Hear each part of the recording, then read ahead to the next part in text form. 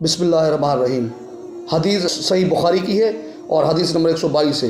اس حدیث کا ذکر بھی قرآن پاک میں مینشنڈ ہے، اور اس سے پہلے ہم نے یہ حدیث بیان کی ہے، آپ یہ تفسیر کے ساتھ ہے۔ نوف بکالی کا یہ خیال ہے کہ موسیٰ علیہ السلام جو خضر علیہ السلام کے پاس گئے تھے، وہ موسیٰ علیہ السلام بنی اسرائیل والے نہیں تھے بلکہ دوسرے موسیٰ تھے۔ یہ سن کر ابن عباس رضی اللہ عنہ بولے کہ اللہ کے دشمنوں نے جھوٹ کہا ہے۔ ہم سے ابی بن قعب رضی اللہ تعالیٰ عنہ نے رسول اللہ صلی اللہ علیہ وسلم سے نقل کیا ہے، ایک روز موسیٰ علیہ السلام نے کھڑے ہو کر بنی اسرائیل میں خطبہ دیا تو آپ سے پوچھا گیا کہ 100 لوگوں میں سب سے زیادہ صاحب علم کون ہے؟ انہوں نے فرمایا کہ میں ہوں، مطلب حضرت موسیٰ علیہ السلام نے کہا میں صاحب علم ہوں۔ اس وجہ سے اللہ کا غصہ ان پر ہوا کہ انہوں نے علم کو خدا کے حوالے کیوں نہ کیا۔ تب اللہ نے ان کی طرف وحی بھیجی کہ میرے بندوں میں سے ایک بندہ دریاؤں کے سنگم پہ ہے جہاں فارس اور روم کے سمندر ملتے ہیں، وہ تجھ سے زیادہ عالم ہے۔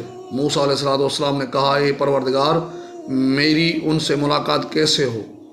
حکم ہوا کہ ایک مچھلی زنبیل میں رکھ لو، پھر جہاں تم اس مچھلی کو گم کر دو گے تو وہ بندہ تمہیں وہیں ملے گا۔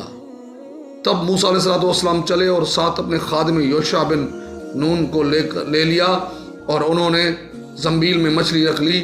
جب ایک پتھر کے پاس پہنچے، دونوں اپنے سر اس پر رکھ کر سو گئے، اور مچھلی زنبیل سے نکل کر دریا میں اپنی راہ بناتی چلی گئی، اور یہ بات موسیٰ علیہ السلام اور ان کے ساتھی کے لیے بے حد تعجب کی تھی۔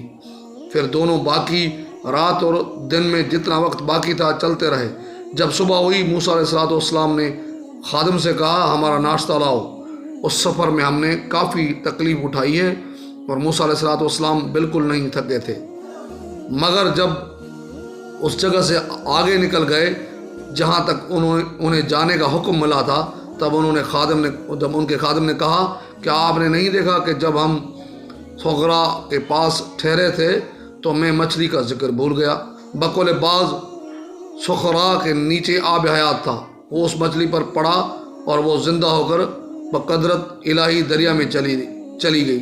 یہ سن کر موسیٰ علیہ السلام بولے کہ یہ وہ جگہ ہے جس کی ہمیں تلاش تھی، تو وہ پچھلے پاؤں واپس ہو گئے۔ جب پتھر تک پہنچے تو دیکھا کہ ایک شخص کپڑا اوڑھے ہوئے موجود ہے۔ موسیٰ علیہ السلام نے انہیں سلام کیا۔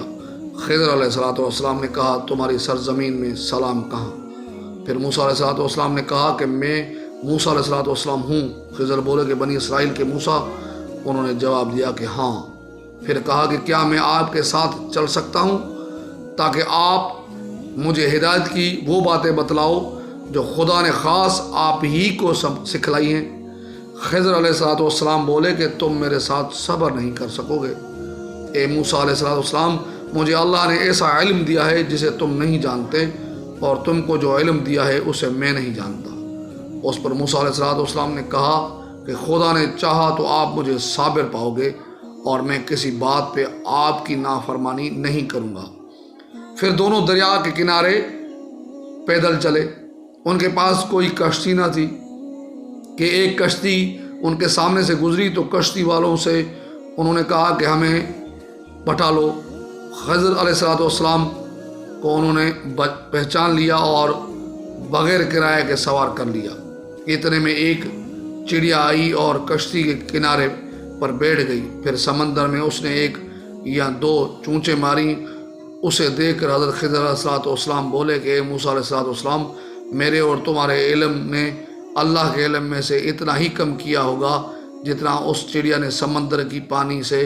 پھر خضر علیہ السلام نے کشتی کی تختوں میں سے ایک تختی نکال ڈالی، مطلب کشتی پھاڑ ڈالی۔ موسیٰ علیہ السلام نے کہا کہ ان لوگوں نے تو ہمیں کرایہ لیے بغیر مفت میں سوار کیا، اور آپ نے ان کی کشتی کی لکڑی اکھاڑ ڈالی تاکہ یہ ڈوب جائیں۔ خضر علیہ السلام بولے کہ کیا میں نے تمہیں نہیں کہا تھا کہ تم میرے ساتھ صبر نہیں کرو گے؟ اس پر موسیٰ علیہ السلام نے جواب دیا کہ بھول پر میری گرفت نہ کرو۔ موسیٰ علیہ السلام نے بھول کر یہ پہلا اعتراف کیا تھا۔ پھر دونوں چلے۔ کشتی سے اتر کر ایک لڑکا بچوں کے ساتھ کھیل رہا تھا۔ خضر علیہ السلام نے اوپر سے اس کا سر پکڑ کر ہاتھ سے اسے الگ کر دیا۔ موسیٰ علیہ السلام بول پڑے کہ آپ نے ایک بے گناہ بچے کو بغیر کسی جانی حق کے مار ڈالا، غضب ہو گیا۔ حضرت خضر علیہ السلام بولے کہ میں نے تم سے نہیں کہا تھا کہ تم میرے ساتھ صبر نہیں کر سکو گے؟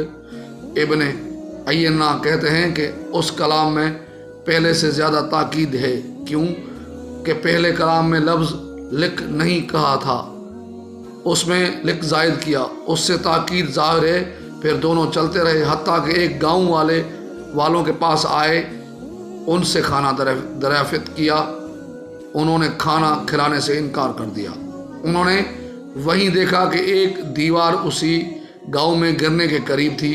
حضرت خضر علیہ السلام نے اپنے ہاتھوں کے اشارے سے اسے سیدھا کر دیا۔ موسیٰ علیہ السلام بول اٹھے کہ اگر آپ چاہتے تو گاؤں والوں سے اس کام کی مزدوری لے سکتے تھے۔ خضر علیہ السلام نے کہا بس اب ہم اور تم میں جدائی کا وقت آ گیا ہے۔ جناب محبوب کبریا رسول اللہ صلی اللہ علیہ وسلم فرماتے ہیں کہ اللہ موسیٰ علیہ السلام پر رحم کرے۔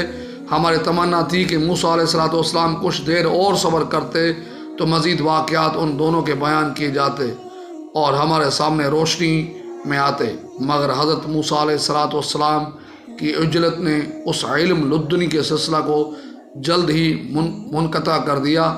محمد بن یوسف کہتے ہیں کہ ہم سے علی بن خشرم نے یہ حدیث بیان کی، ان سے سفیان بن عینہ نے پوری بیان کر دی۔ یہ حدیث صحیح بخاری کی ہے، حدیث نمبر 122 ہے اور یہ صحیح حدیث ہے۔ اس کا ذکر بھی قرآن پاک میں آیا ہے۔